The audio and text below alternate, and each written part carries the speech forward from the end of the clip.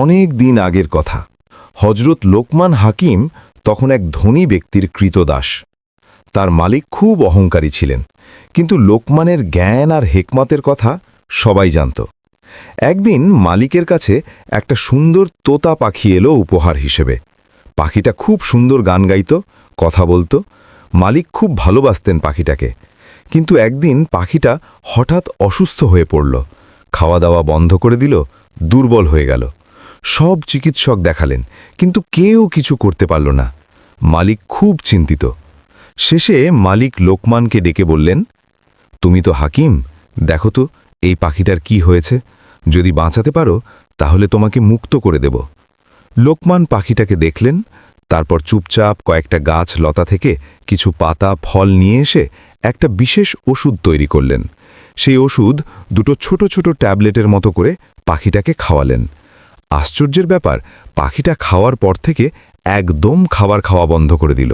মালিক রেগে গেলেন, বললেন, এ কি করলে? ও তো আরও দুর্বল হয়ে মরে যাবে। লোকমান শান্ত গলায় বললেন, হুজুর, ধৈর্য ধরুন, এটা আমার ওষুধের কেরামতি। দিন যায়, 1 মাস, 2 মাস, 6 মাস পার হয়ে গেল। পাখিটা এক ফোঁটা খাবারও খায়নি, পানিও খায়নি, কিন্তু অদ্ভুতভাবে জীবিত আছে। চোখ খোলা, গান গায় না ঠিকই, কিন্তু শরীরে কোনো ক্ষয় নেই। 6 মাস পর লোকমান আবার এসে পাখিটাকে আর একটা ওষুধ দিলেন। পাখিটা খেয়ে ফেলল, তারপর ধীরে ধীরে আবার খাওয়া দাওয়া শুরু করল, পুরোপুরি সুস্থ হয়ে উঠল।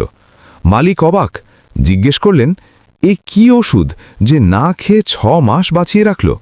লোকমান বললেন, এটা আল্লাহর দেওয়া হেকমত। প্রথম ওষুধটা শরীরের সব দুর্বলতা, বিষ, অতিরিক্ত ক্ষুধা, তৃষ্ণা দূর করে শরীরকে সংরক্ষণ মোড়ে রেখেছিল। দ্বিতীয়টা আবার স্বাভাবিক জীবন ফিরিয়ে দিল। ওষুধ তো শুধু রোগ সারায় না, জীবনের ভারসাম্য রক্ষা করে। মালিক লজ্জায় অবাক হয়ে লোকমানকে মুক্ত করে দিলেন এবং তার শিষ্য হয়ে গেলেন।